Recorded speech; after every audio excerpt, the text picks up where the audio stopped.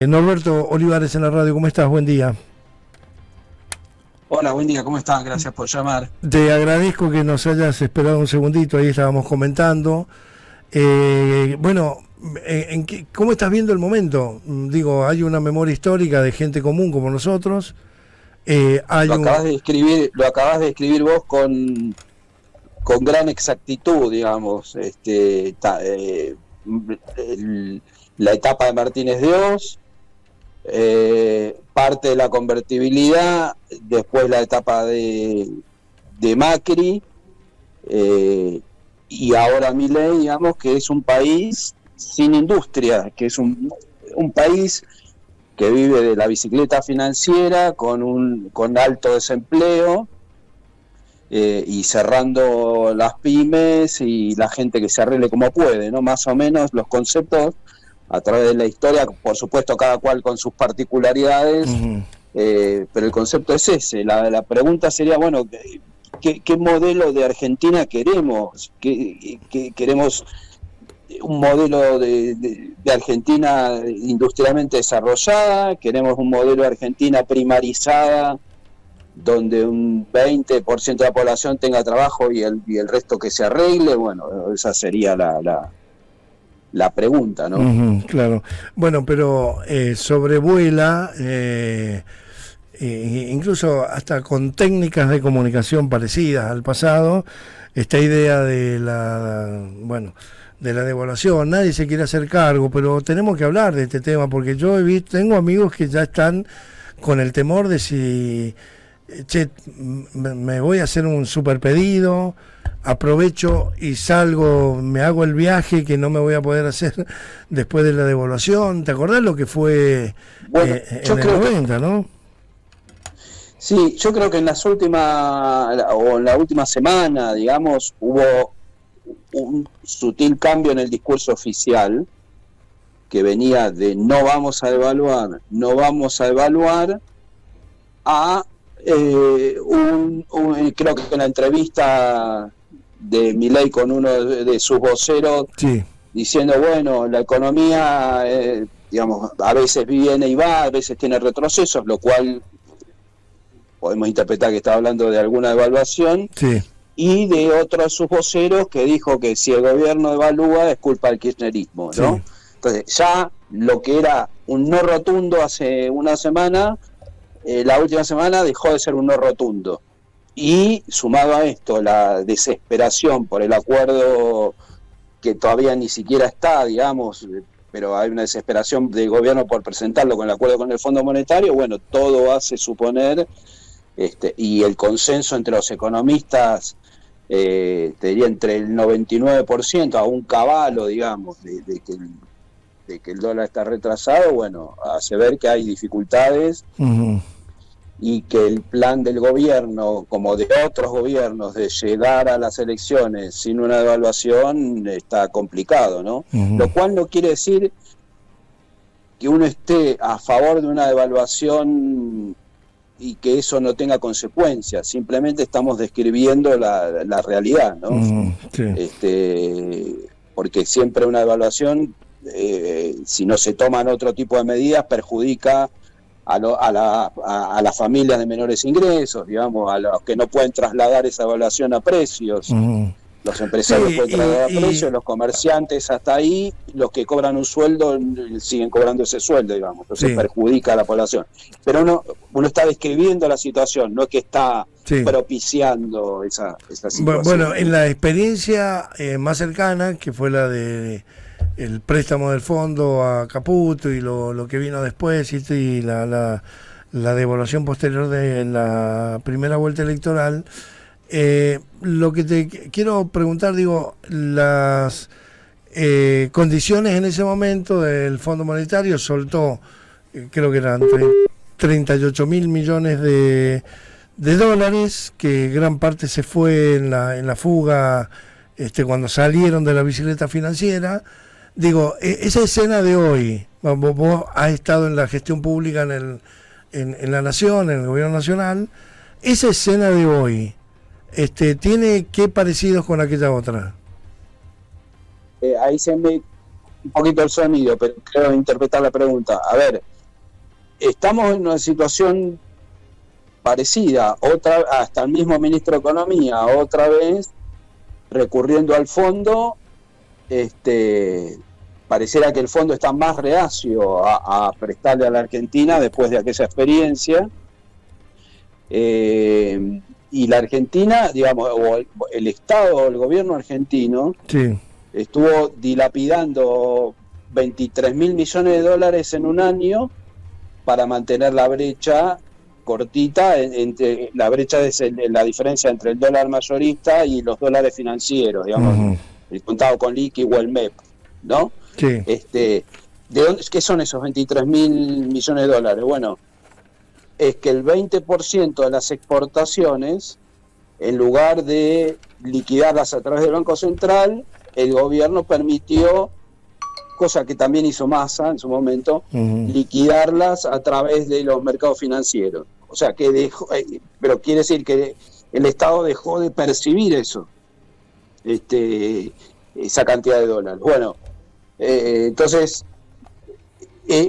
aparentemente el Fondo Monetario dice, si por un lado vos, entre comillas, regalaste 23.000 millones de dólares, no me pidas a mí 11.000, o si yo te doy 11.000, bueno, vos solucionás ese problema, porque si no te estoy dando por una canilla y vos la estás sacando por otra, ¿no? Y pareciera que esa es la situación, pero bueno, vamos a ver, esto del anuncio, me recuerda a ese discurso de 2 minutos de Macri, sí, de una noche que dijo, arreglamos con el fondo, buenas noches, y se fue a dormir, digamos. Sí.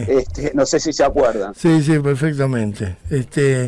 Escuchame, Norberto, como economista, ¿no? Te lo pregunto a vos, que me manejás quizás un poco más de ¿cómo decirlo?, de contundencia en el discurso. ¿Cuál es el punto en el que estamos en el sentido? Yo tengo mucho temor de decir lo que creo que va a pasar, ¿no? Porque tengo gente acá que me está escribiendo preguntándome si es un buen momento para la clase media baja, ¿no? Los que están enfrentando este momento tan difícil, como pueden decir, che, tengo 300 lucas, ¿qué hago? Me voy ya al supermercado y es decir, estamos viviendo ese clima. Entonces, digo, ¿cómo estás manejando esto? Porque evidentemente el gobierno está el gobierno está queriendo echarle encima a la oposición y a los medios, que la descripción de este fenómeno es lo que, digamos, va a ser como la profecía autocumplida. ¿Cómo respondes? Ah, se me cortó. Bueno, qué pena. Estamos ahí, Norberto, no sé hasta dónde alcanzaste a escuchar.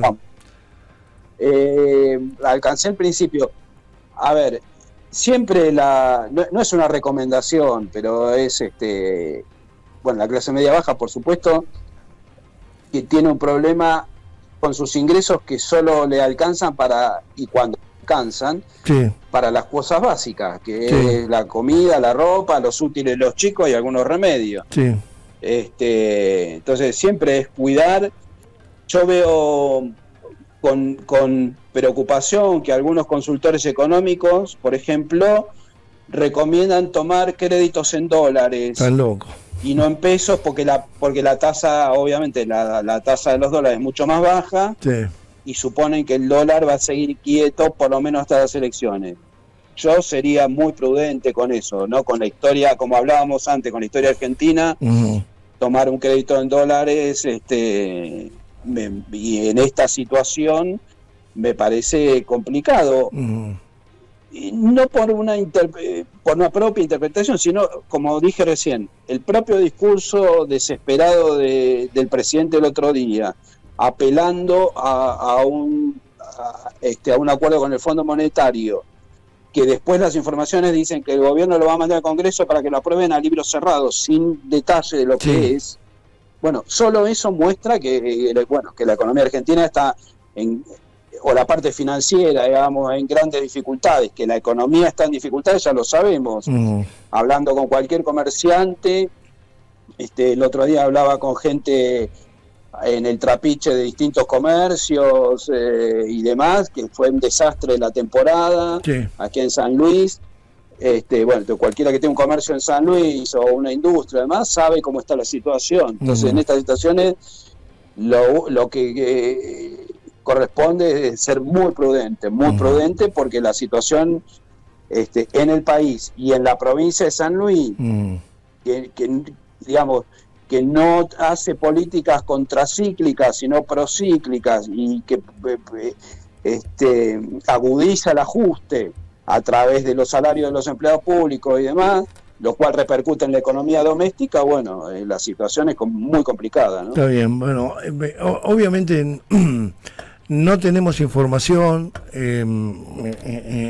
las cuentas del gobierno de la provincia no estaban pasando un buen momento, ¿no?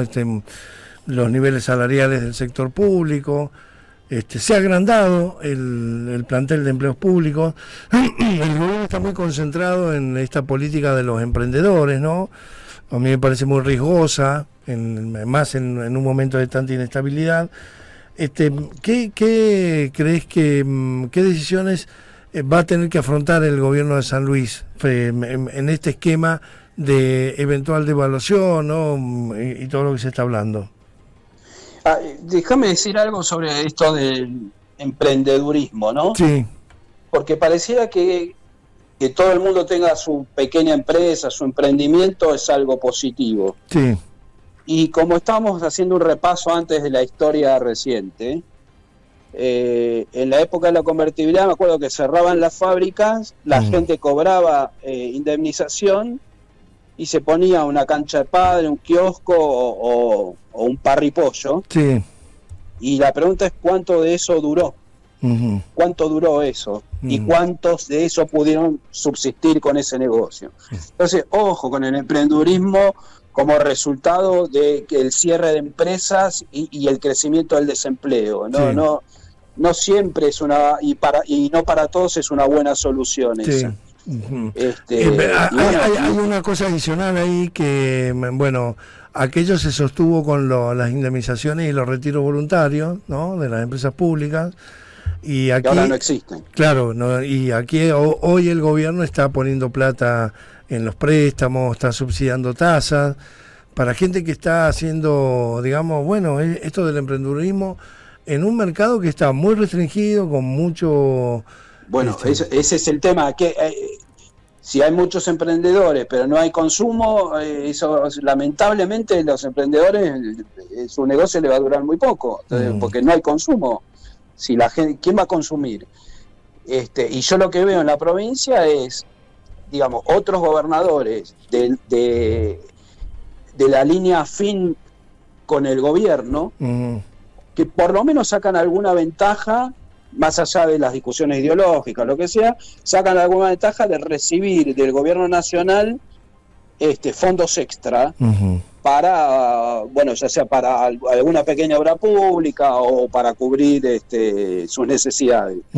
Ahora, el gobierno de San Luis tiene los dos problemas, o sea, apoya al gobierno nacional pero no recibe ningún beneficio, claro. Lo apoya gratis, digamos, lo cual es ridículo, y se va a encontrar lamentablemente en dificultades, no solo no por el gobierno, sino por la sociedad de San Luis, por el pueblo de San Luis, que ya lo está sufriendo en carne propia, ¿no? Está claro. Bueno, Norberto Iscovi, muchas gracias por atendernos, estamos en contacto, ¿eh? Un abrazo grande. Gracias a ustedes, que tengan buen día. Bueno, Norberto Iscovi es un conocido economista que